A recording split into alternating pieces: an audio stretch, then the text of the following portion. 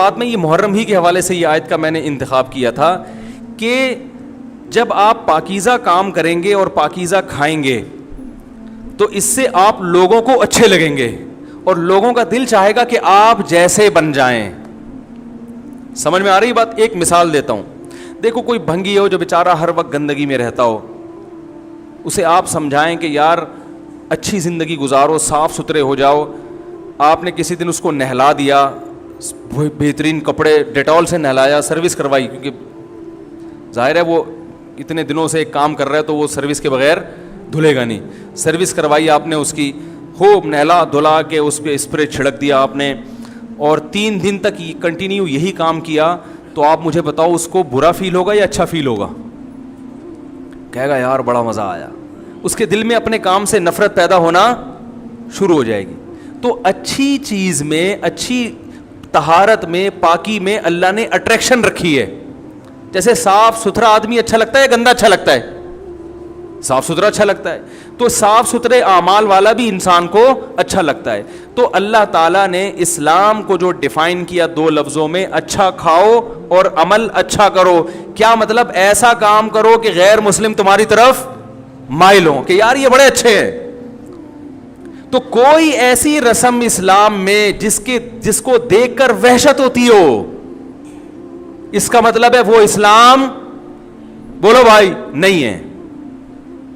کوئی بھی آپ ایسا عمل کر رہے ہیں, لیبل اسلام کا لگا رہے ہیں, مگر اسے دیکھ کر غیر مسلم کو گھنٹوں گھنٹوں سمجھانا پڑتا ہے یہ کیوں ہو رہا ہے, اس کا مطلب ہے کہ یہ اسلام, بولو نا بھائی, نہیں ہے. تو آپ مجھے بتاؤ محرم میں جو کچھ ہو رہا ہے, کیا یہ غیر مسلم کو اسلام کی طرف مائل کرے گا؟ یہ عمل ہے بھائی؟ یعنی کوئی غیر مسلم اسے دیکھ کے مسلمان ہوگا کہ یار ماشاءاللہ بڑا زبردست اسلام ہے؟ افسوس ہمیں اس پر ہے کہ دیکھو جن کا مسلک ہے, جن کا فقہ ہے, وہ جو کچھ کر رہے ہیں انہیں کرنے دو. اپنے بارے میں یہ فیصلہ کرو کہ ہم سنی ہیں یا شیعہ ہیں. فرقے شروع سے چلے آ رہے ہیں نا, شیعہ اور سنی, ختم کرنا تو ممکن نہیں ہے. تو حضرت عیسیٰ علیہ السلام جب نازل ہوں گے تو تلوار کی زور سے تمام فرقوں کو ختم کر دیں گے. تو جو کام عیسیٰ علیہ السلام کا ہے وہ خود کرنے کی کوشش نہ کرو, جو حضرت مہدی کا کام ہے وہ خود کرنے کی کوشش نہ کرو. ہم کسی فرقے کو ختم نہیں کر سکتے, لیکن ہم اپنے آپ کو ڈیفائن کر سکتے ہیں. ہم یہ بتا سکتے ہیں کہ ہماری رائے میں صحیح کیا ہے. تو میرے بھائی, نبی صلی اللہ علیہ وسلم نے فرمایا 73 فرقوں میں سے ایک جنتی ہے. تو یا تو ادھر چلے جاؤ, یا بولتے کیوں نہیں, ابھی نہیں بول رہے تو پھر عمل کیسے کرو گے, یا تو پورے ادھر چلے جاؤ یا پورے ادھر آ جاؤ. مجھے خدا کی قسم اس پر کوئی اشکال نہیں ہوتا کہ شیعہ لوگ ماتم کیوں کر رہے ہیں, شیعہ لوگ یہ سب کچھ کیوں کر رہے ہیں, وہ جو ہے وہ مرثیے کیوں پڑھ رہے ہیں. مجھے اس پر اشکال نہیں ہوتا. ان کے دلائل ہوں گے ان کے پاس, ان کے علماء ان کو بتاتے ہیں.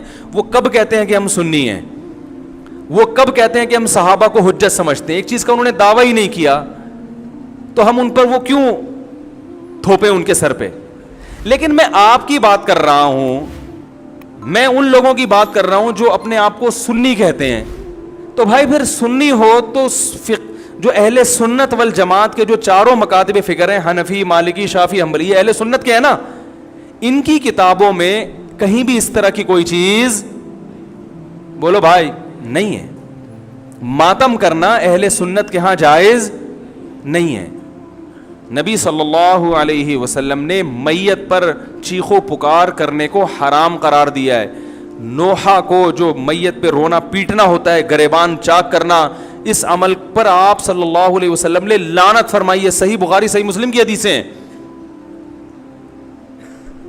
حضرت جعفر طیار رضی اللہ تعالی عنہ نبی کے سگے چچا زاد بھائی میدان جنگ میں شہید ہوئے. 4 بیویاں بیوہ ہوئی ہیں, چھوٹے چھوٹے بچے یتیم ہو گئے. آپ نے ان کی بیویوں کو زور سے رونے کی اجازت نہیں دی. اتنا غضبناک ہوئے جب وہ باز نہیں آئے, آپ نے فرمایا ان کے منہ پہ خاک پھینک دو. حالانکہ بیوہ ہوئی ہیں, قابل ترس ہیں, لیکن چیخ کے رونے کی اجازت, حالانکہ وہ تو اہل بیت میں سے تھے. حضرت جعفر طیار ظلماً شہید ہوئے تھے. ہماری نظر میں حضرت حسین رضی اللہ تعالی عنہ کا قتل کربلا میں یہ تاریخ کا بدترین ظلم، اس لیے بدترین ظلم کہ آپ غیر مسلموں کے ہاتھوں شہید نہیں ہوئے، بلکہ ان لوگوں کے ہاتھوں شہید ہوئے جو اپنے آپ کو مسلمان کہتے تھے، اور مسلمانوں کی قیادت اس وقت ان کے ہاتھ میں تھی، حکومت ان کے ہاتھ میں تھی۔